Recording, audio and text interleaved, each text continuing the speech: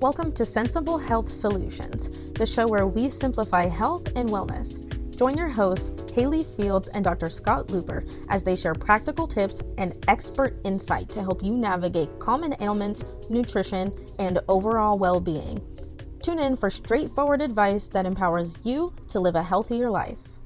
Okay, so let's talk about metabolic syndrome. We've been doing this series of shows on diabetes, and metabolic syndrome is another flavor of diabetes. It's kind of diabetes light, is what it is. Well, isn't it kind of like the foot into the door of diabetes? Can be. Okay. Not always. Not everybody with metabolic syndrome goes into diabetes, but everybody in diabetes went through metabolic syndrome to get there. Yeah. With the exception of type 1 diabetes. Those people had autoimmune disease that killed off their insulin-producing cells. It's a different story. But metabolic syndrome, let me get the big picture on this one, is more common than both the other kinds of diabetes combined. Way more people have metabolic syndrome than have diabetes. And it's similar in that they have poor blood sugar control and that their glycosylated hemoglobin, the A1C, which is a measure of your average blood sugar over the last 3 months, is higher. And so the concern here is the same with diabetes type 2, diabetes type 1, is that the extra sugar that gets attached to our body parts ends up damaging the function of those body parts to the point where you suffer. Mm-hmm. And the parts of the body that are sensitive to the damage from the sugar are your nerves, your eyes, your blood vessels, your kidney, things like that. The parts of your body that it's really important that the proteins line up straight, that they work together in a certain pattern, because if you put some sugar in between, now the proteins don't work right because there's a sugar thing that's binding them together, Mm-hmm. holding them in an inappropriate way, putting a twist in how they're supposed to function, and so it doesn't work right. So you think about your eyes, the way your eyes interact with light, they absorb the light and it generates a nervous reaction, and the eye proteins have to be just so to be able to work correctly. If there's sugar in there, then it blocks those proteins from working correctly. It also blocks the blood vessels from working correctly. The whole system just kind of breaks down under the influence of sugar. So the number one cause of blindness in the United States is Diabetes. Diabetes, yeah, and metabolic syndrome moves you in that direction. So would the symptoms of diabetes be similar to the symptoms of metabolic syndrome, or how would you be able... Similar, not exactly identical. Okay. So the difference between diabetes and metabolic syndrome is that diabetes a lot of times it will get bad enough where the system just doesn't work right. The body can't produce enough insulin to really deal with blood sugars. Blood sugars tend to go high and stay higher. With metabolic syndrome, they tend to spike and come down, spike and come down. So there's a different effect with metabolic syndrome. The key thing with diabetes is blood sugars. The key thing with metabolic syndrome, oddly enough, isn't blood sugars. It's insulin. So as the blood sugars go up and down, insulin is released. Mm-hmm. And with metabolic syndrome, there's an excessive amount of insulin that's released. And so a lot of the symptoms that are associated with metabolic syndrome are really the symptoms that you would get from insulin being too high. Okay. So let me give you an example of those. Yes. So your cholesterol tends to go high. That's the side effect from having high insulin. Your triglycerides go high. That's a blood test. Yep. That's a sign of too high insulin. You tend to gain weight around your middle. Yeah, and so as I have worked here, as I've seen metabolic syndrome come up on diagnoses, I've often wondered exactly what that is, or if it was just like a catch-all They all look the same, phrase. don't they? Right, if it was just like a garbage can diagnosis for... That's a real deal. It's Okay. a real thing. They get what's known as an apple figure. Yeah. Kind of thick around the middle. Yep. Right? The other thing that happens is they get high blood pressure. Okay. And the high blood pressure is being driven by the insulin. Yeah. So we had a patient today. That's exactly his story. 100%. Yeah. He's got metabolic syndrome. His blood pressure is high, and we're working on getting his blood sugars down. how we're doing it with him is we're using a continuous glucose monitor, and I'm having him run this thing for about a month, and then come back and show me. I want to see what the numbers are, and it turns out that cookies are bad. Oh yeah, I would think, without a continuous glucose monitor to tell you that. Now, here's the thing. The cookies that he's eating are homemade. They're gluten-free. They're GMO-free. They're low sugar. They're these fabulous, super healthy cookies. I mean, really exceptionally healthy cookies. And I'm so sorry to have to tell him, look, this spike that you get, It's the cookies. that's the cookies. That's Yeah. exactly what they're doing. And what it's doing is it's causing you to gain weight around the middle, to have your cholesterol be high, have your triglycerides be high, and have your blood pressure be high. And so how do you diagnose with metabolic syndrome? Is it like them coming in describing their symptomology, then you running the test for triglycerides and being Yes. able to determine that, and cholesterol, Yes. LDH, LDL? That's exactly. So what you do, you can tell kind of looking at people. There's a look to them. And then what you do is you run the labs. Well, you can see their Apple figure. Their Apple figure, yes. And then you run the labs, and you also get where they come in with blood pressures, because you all take their blood pressure, so I get to see them. And then the labs confirm it. The key labs are cholesterol's elevated, triglycerides are elevated, and then the A1C will be elevated. Also, the blood sugars themselves tend to be elevated. Also, uric acid tends to be high in these patients. I'm curious if any of the sex hormones have any impact on the overproduction of insulin. So if somebody's high in testosterone or... Not that I've noticed. Okay. That's actually a good question. Yeah, because we mentioned last episode on cortisol being a huge determinant and, often increases your blood sugars. So some of the problems with cortisol that we're seeing here, where people tend to gain weight around the middle, for example, is secondary to the insulin. Okay. So cortisol is another reason, aside from cookies, why your blood sugars would be high. And if you've got a lot of cortisol in your body, it tends to raise your blood sugars up. Not necessarily to the level of diabetes, Right. usually not, Okay. but definitely to the level of metabolic syndrome. So I'm curious if testosterone, progesterone, estrogen... Not so much. Okay. They're not significant players, not as far as I know. It's not something that I'm aware of. Yeah. So, I don't know everything. Right. So it's possible. And there I'd be could a curious to connection. know if it were more occurring in men than in women. No, Okay. it isn't. Okay. As far as I can tell, it's equal in sex. And the reading that I've done, it's metabolic syndrome is the same, male or female. Now, if a female had excessive estrogen, they gain weight in a different way. They tend to gain it on their thighs and their buttocks. So they have what's known as a pear shape as opposed to an apple shape. Men can get this shape too, but it's more common in women because estrogen is more common in women. Yeah. No, men have estrogen, women have estrogen, men have testosterone, women have testosterone. There's a tendency for, anyways, there's a lot of overlap. That's what I'm trying to say. Right. A lot of overlap between those. And they're not really particularly affected by, the blood sugars are not particularly affected by sex hormones. Okay. Okay. So I do want to mention some more things about the treatment of metabolic syndrome because there are things that you can take. Now these also work for diabetes, but since diabetes is more extreme, they tend not to work as well, and they work better for metabolic syndrome. The first thing I'll talk about is some herbs that are helpful. Berberine is particularly helpful. It's probably the strongest herb that we have to help balance blood sugars. It is not strong enough that you can eat anything you want and have your blood sugars get straightened out. It is strong enough that your ability to succeed in getting your blood sugars to get down even is greatly enhanced by taking berberine.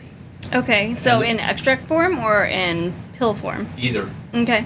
I like the tinctures. The absorption's better on tinctures. So with the effect of the tincture is better. So you can think, why are we all using tinctures? Well, there's one tiny little problem, is that the tinctures are horrid. The They're pretty bitterness- rough, yeah. Berberine is I quit- extremely bitter. I quit drinking 7 years ago and then started taking some tinctures here, and it is taking me back to those days. Yeah, it's rough. It is. So the berberine is the best one. The source of berberine that we use mostly here in our clinic is Oregon grape. Okay.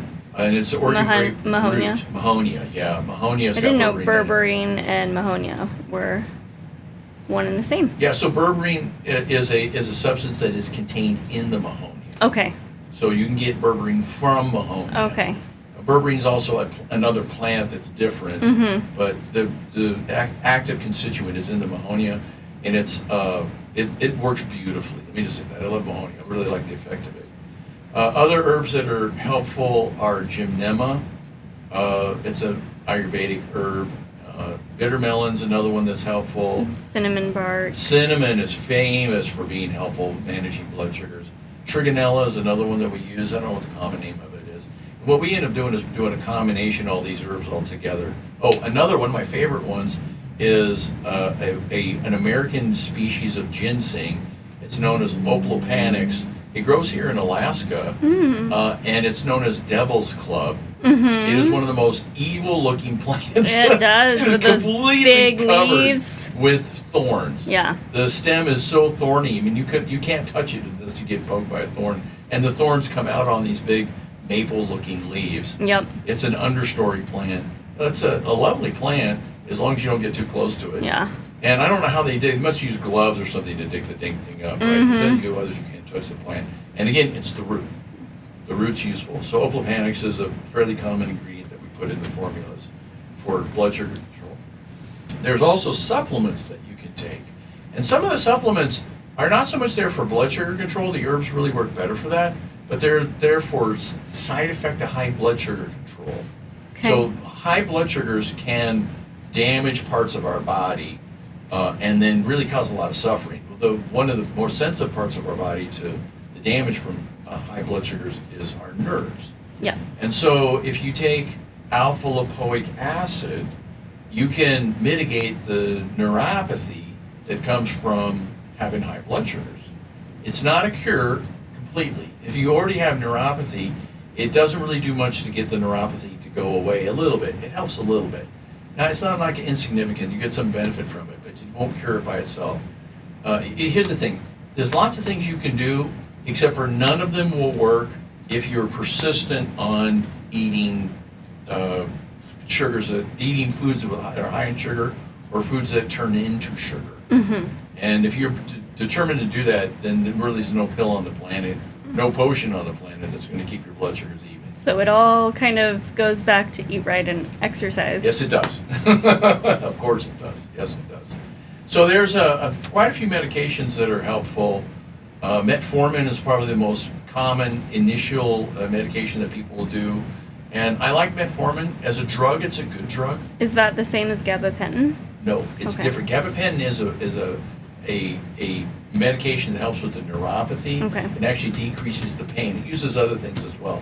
That's how I could do a show on gabapentin. Let's not. The metformin is very effective when you first start using it, and really brings the blood sugars down. It helps blood sugar regulation, helps with insulin resistance. It does a whole bunch of fabulous things. Low side effects. Anything can cause anything, so that some people get horrid side effects from it, but the majority of people take metformin and don't get side effects. But there's always a but. The but is it doesn't work forever. It's good for about a year or 2, 3 tops, and after that it's basically useless. Okay. It just doesn't do anything. Your body gets used to it and it just doesn't really work anymore. Yeah. So there's the downside to it. So it can buy you some time as you're working out your diet pattern, knowing what you can get away with and what you can't. You know, we all love carbohydrates, but if you got blood sugar problems, you just got to dial back the carbohydrates. Some people have to eliminate them completely. Other people just need to eat less. Other people just need to change the form of the carbohydrates.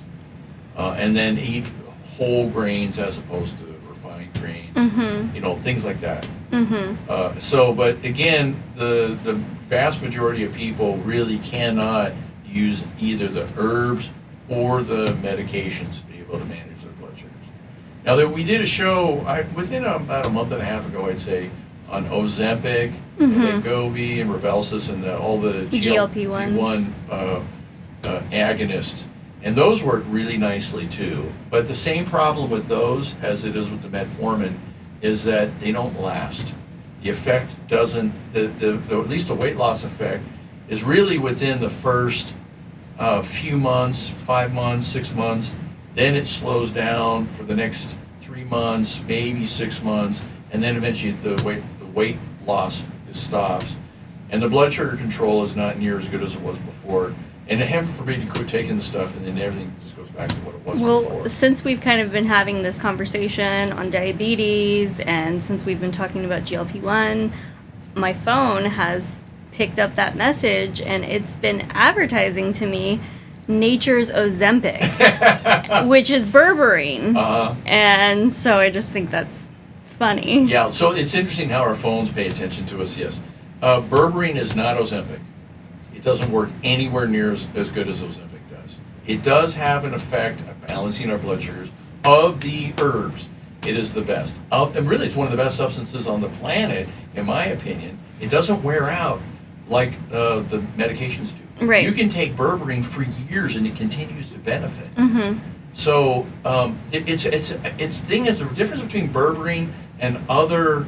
I'm using the wrong word. The difference between Mahonia. Yes. And other medications is that Mahonia is not just berberine; it's a bunch of stuff. There are multiple different components within that. Different components in the herb because it's an herb, and so you get this broad, rich interaction of the various substances in the plant that gives a broader, more stable effect. Now, it's not as strong in any one respect.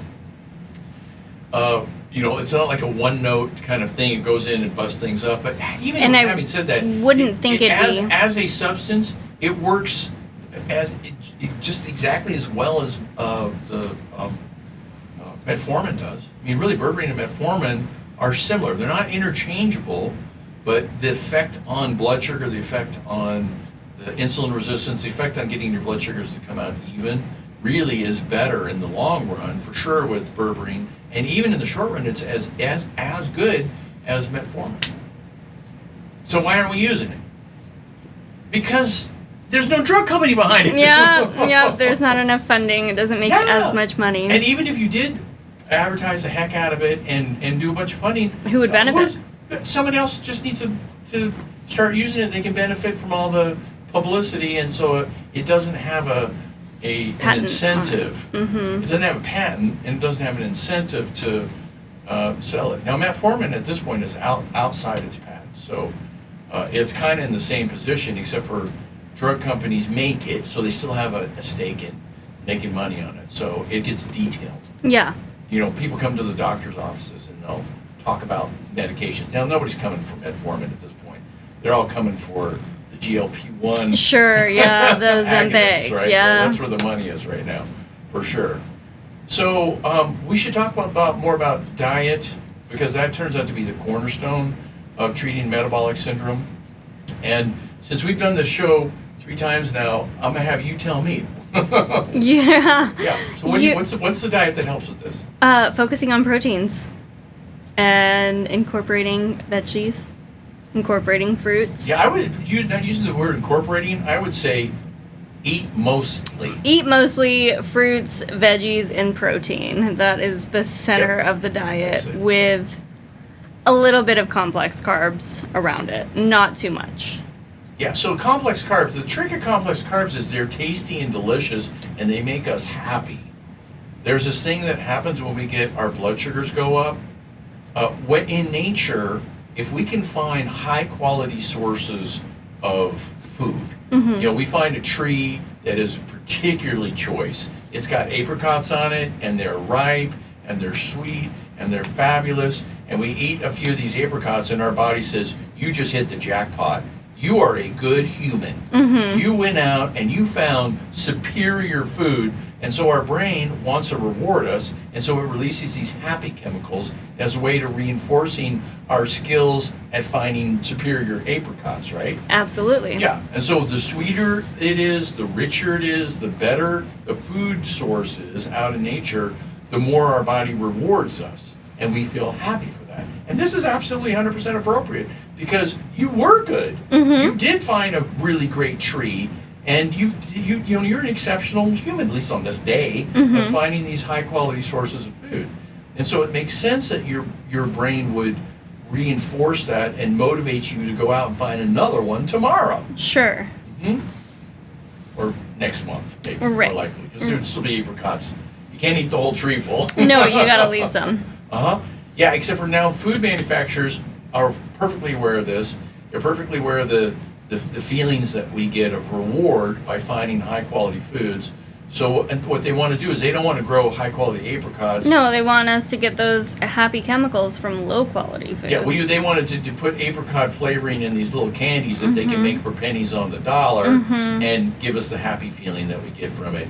And bingo, there it is. So there is the system that was perfectly appropriate back when we were all cavemen eating twigs and berries outside, trying to do our best we could to find the highest quality foods we could all the time, has now completely been taken over. There's another word.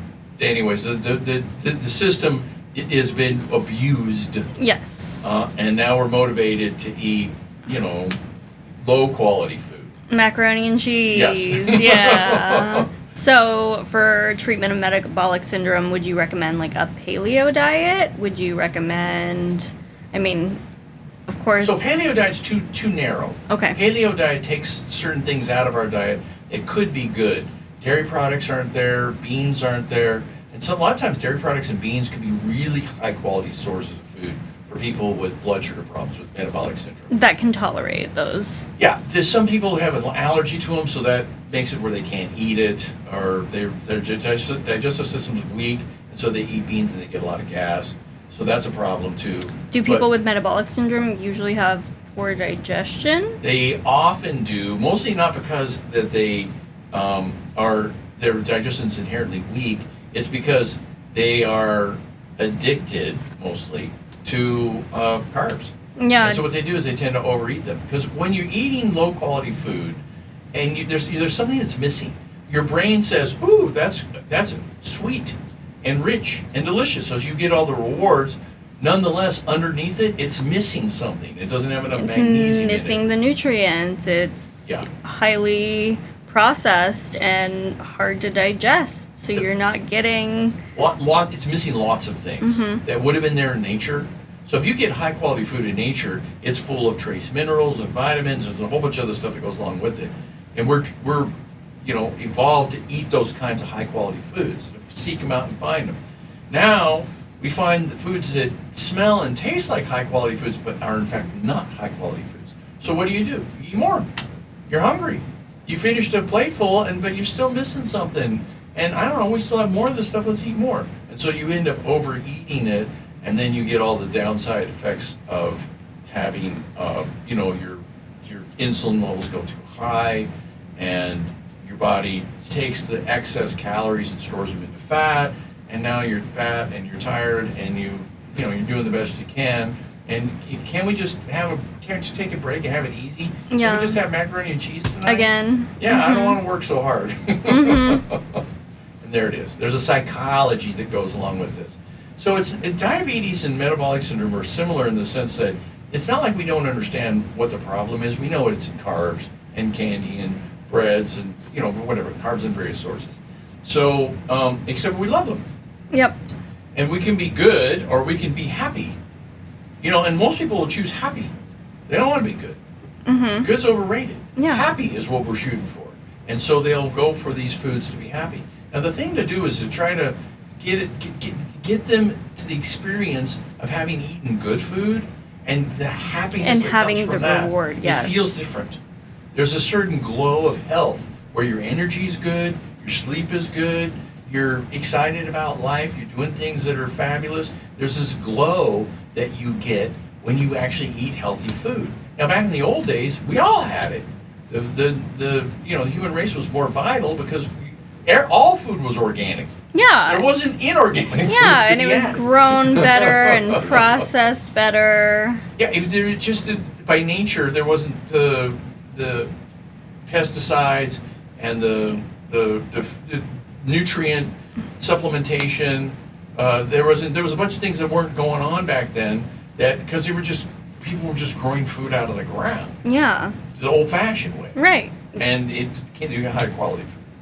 So yeah. So anyways, we have problems nowadays more than we ever did before, and this metabolic syndrome is really more common than it has ever been in history. And really, if you look at the trends that are going on right now, it's not more than 10 years away that 50% of our country is going to either have diabetes or metabolic syndrome. And you just look around and you can see it because people got that apple shape. And younger. And younger than ever. Yeah. More and more all the time. It's interesting how people get sensitized to sugar and sweet, and there's a certain taste that they get in their mouth, and if it doesn't have that, it doesn't taste right. So foods nowadays have more sugar in them than they used to in the old days. Yeah. Bread used to not have sugar in it, and now it does. In fact, there's so much sugar in lots of the breads that we have, they could legally be described as pastries. Wow. There was a problem with the Subway. Okay. And their sandwiches. Their bread is so good. And their bread is legally a pastry. Ugh. Because it's got so much sugar in it. Because it tastes right. Because we get used to it. It tastes like bread. That's what bread tastes like, right? That's just good bread. No, it's sugar. It's a lot of things. A lot of the meats, the processed meats that they use. I have this Bixby alarm that wakes me up with news articles, and one morning it woke me and my daughter up to this article that there was a toxic outbreak of salmonella in McDonald's and Subway products, and my daughter heard that and she holds on to it, and now she knows that McDonald's and Subway are toxic. Wow. And okay. She is very compelled to tell all of her friends and her cousins that they shouldn't eat it because it's toxic. She's going to come out ahead on that. I'm a proud mother moment, for sure. Yeah, when I was younger, there was a toxic outbreak of E. coli at Jack in the Box. And so I swore off Jack in the Box. Not that I was eating much fast food anyways. But turns out, I'd say about 3-4 years ago, I had Jack in the Box. I was in a place and in a mood, and I ended up getting it. And there were no E. coli. Okay. Yeah. Okay. Well, I think that might be as much time as we have, unless there were any closing thoughts. Yeah, there's a closing thought. The closing thought is what you can do if you have metabolic syndrome is not think, oh, I have bad genes and I'm a victim, because there is a gene. Certain people have genes that allow them to become metabolic syndrome type people more than other people will. Would that be genes like, say, coming from diabetes history in the family, or are there other conditions, autoimmune diseases that... Yeah, if your ancestors starved a lot, okay, it turns out you have a frugal gene, and so you're more likely to have this problem than you would otherwise. So a lot of people have latched onto this and thought, well, I'm a victim because I have bad genes. My mom has diabetes or metabolic syndrome. My grandma does. It runs through the generations. And the answer is no. You can have the gene and you can have a predisposition, but it will not turn on unless you indulge. Unless you flip the switch. Yeah. You need to set it up to where the carbohydrates are running rich all the time, and then it turns on. If you back off from those carbohydrates and basically become a vegetarian who eats protein, right, who gets meat in, mostly meat, doesn't have to be meat. How long would you say that diet would need to be in effect to have a reversal? Would you say like a 3-month vegetarian? Depends on how bad it is to begin with. Okay. To really break the cycle of cravings, 3 weeks. Okay. Seriously, 3 weeks, that's all it takes. You do this diet for 3 weeks and then you're a different person. Now, how long does it take to clean up the mess from the high blood sugars? Depends on how much mess there was to start with. Months, maybe years, but what you'll do is you'll gain ground from that point on. And the more time that passes, the better you get. And That happens all the time, routinely. We're doing this every week, if not every day of the week. We have people going through this here at our clinic. Right. They get better and better all the time because they eventually figure out how to eat right. Once you get that pattern set up, you settle into it. You feel good. It becomes self-evident. And then you know your certain windows that you can have a snack or something, a little sweet treat. You know, you have a cheat day. You have this thing that you look forward to, but you structure it around this pattern to be consistent and then train your body to know when it needs to produce more insulin. Yeah, very good. You've been paying attention. Yeah, thank Good you. job. All right. Well, thanks for putting this together. Absolutely. Next time. Thanks for tuning in to another episode of Sensible Health Solutions. We hope you found today's discussion enlightening and packed with practical tips to enhance your wellness journey. Remember, small changes can lead to big results. If you enjoyed the episode, don't forget to subscribe and leave us a review on your favorite podcast platform. Your feedback helps us bring you the best content possible. Stay connected with us on social media for more health insights and updates. You can find us at Sensible Health Solutions across all social platforms. Until next time, stay sensible and stay healthy. This content is for informational purposes only and is not a substitute for professional medical advice, diagnosis, or treatment. Seek medical advice from a healthcare professional for any medical conditions.